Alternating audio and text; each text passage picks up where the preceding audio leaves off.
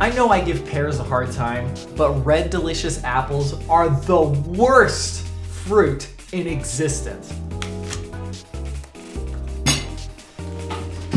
Let's talk very briefly about the Nintendo Switch and the Nintendo Switch OLED. If you don't mind spending the $350, or you can sell your old Switch, it is an awesome upgrade. The difference in the screens probably doesn't show up that well on video, but let me tell you, the OLED Switch looks so vastly superior to the original that once you've experienced the new one, it's very difficult to play handheld on this old one. Especially if your phone has a big, beautiful OLED screen. Oh man, come on. This old Switch is really showing its age. That being said, the OLED Switch is a terrible value. Horrible value. $350, and the only thing different is the screen. That being said, I don't blame Nintendo for still selling this 2017 LCD, just ugly small screen. If this is still selling like hotcakes, why on earth would you give this a price drop? And if idiots like me buy the OLED Switch, then why wouldn't you sell it at $350 with the only thing being changed the screen? But that's just from a business perspective. It really sucks that as an end user, the only way to get a nicer screen is to pay a premium for essentially the same system.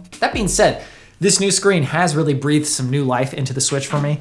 The Switch has been my primary console for the past couple of months, which has not been the case for years now. And maybe a big part of it is that I've been playing Theater Rhythm Final Bar Line. This is absolutely my game of the year right now. It'll probably be supplanted by like Final Fantasy 16 maybe, Tears of the Kingdom, I don't know, but I love this game. I've played 30 hours now. I'm nowhere near finished. I still play it like every day. I love it so much. But yeah, the OLED Switch, not a good value, but if you can sell your old Switch or have somebody that you can give it to, I gave it to my sister, I don't think you'll regret getting the OLED Switch. I haven't regretted it at all. In fact, I've enjoyed it a lot.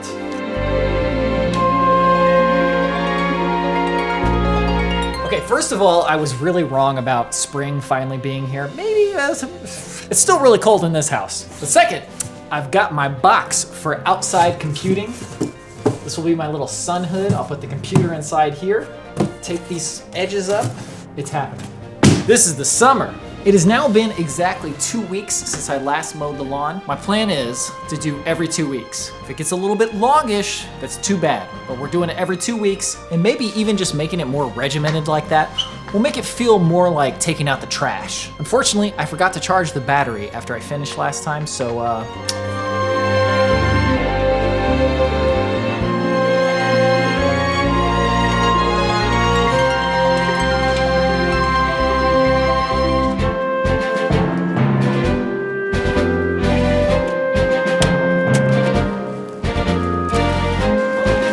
I did not make it very far. Well, in the meantime, maybe I can clear out some of these boxes and put them in the back where they're supposed to go. Apparently, my mother is going to use all of these cardboard boxes for her garden. You can use it as like a layer to kill weeds, I think. I don't know exactly. Let's get these out of here.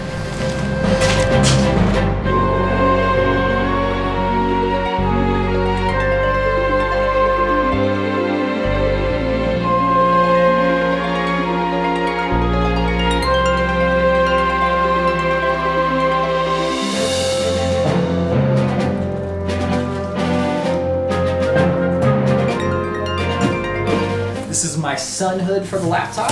I will be back later to test this out and also to mow the lawn once that battery's charged. I'll see you then.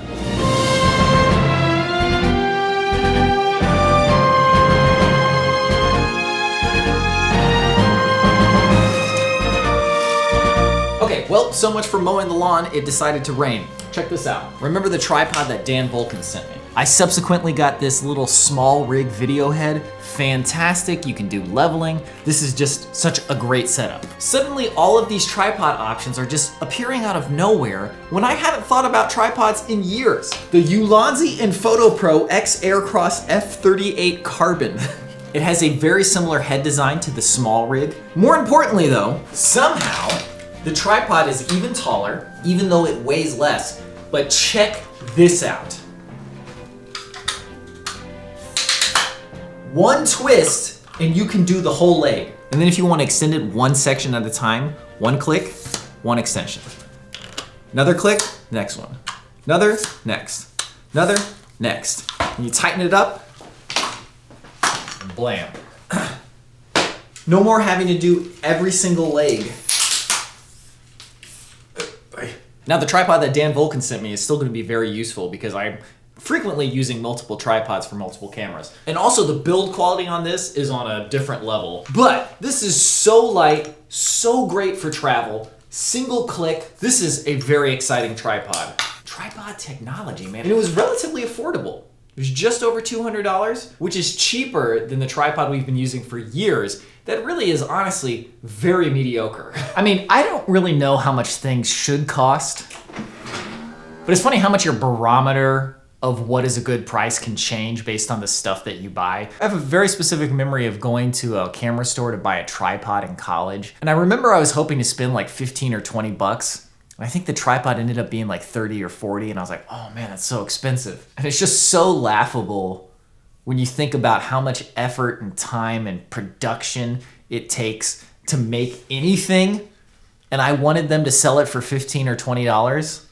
I mean, that's great when things can be that cheap, but to expect them to be that cheap, I guess that just goes to show what a time of abundance we live in right now. Although now that I think about it, that was just a little bit under 20 years ago. And the abundance then, compared to the abundance now, is like on a different level. We've got abundance oozing out of our ears, and it cannot be sustainable. There's no way it can be sustainable. Also, while we were on our last trip, one of those types of people who just starts talking at you and doesn't even care if you respond, started talking at me. And then on one of the things I like responded and I said whatever, and they're like, oh, well, that's because you're still young. The day is rapidly approaching where somebody who is younger than me is going to say, oh, that's because you're still young. And I'm gonna be like, I'm older than you. What are you talking about? And don't worry, I know that it is mostly a gift to have a youthful appearance, but sometimes it does get a little bit obnoxious when people who are only like 5 or 10 years older than me start trying to give me like this sage wisdom, and I'm like, you can give me that wisdom, but please do not act like we have a big gulf in years and wisdom. I've lived a little bit of life, okay? Maybe not as much as I could have or should have, but a decent amount. Okay, so this big 32-inch monitor, I've offered to let my mother use it at her office because she uses like this tiny little monitor, and I look at it and I'm like, oh, why? Oh, because she uses this tiny little monitor, and I just feel bad for her that she's just suffering with just like this small screen and just trying to fit windows on there. Oh, no. So I'm gonna bring that over to her and hook it up for her. As you all probably know by now, I'm a huge proponent of having a good workspace. If you got a good workspace, work becomes enjoyable and easy. It's worth it. A worthy workspace. Actually, you know what? It's a little bit rainy. I don't wanna... let's just go for a run instead, and we'll do that later.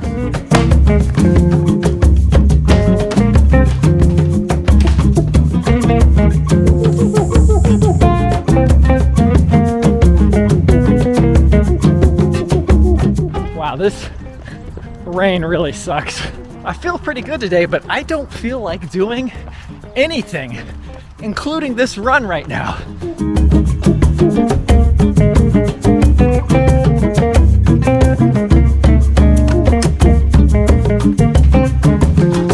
Okay, that will do it for today's vlog. Thank you very much for watching. Hope you have a good one.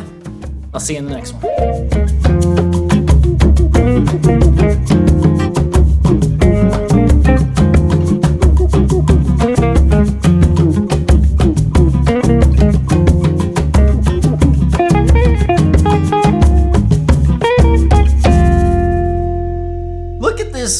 Wrinkly old mango. Mangoes are so good that even when they're old and wrinkly, they're amazing.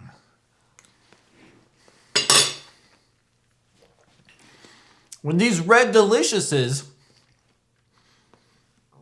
are old and wrinkly, it's a crime.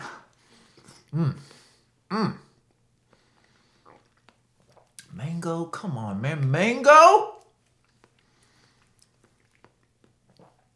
Mango? about mango?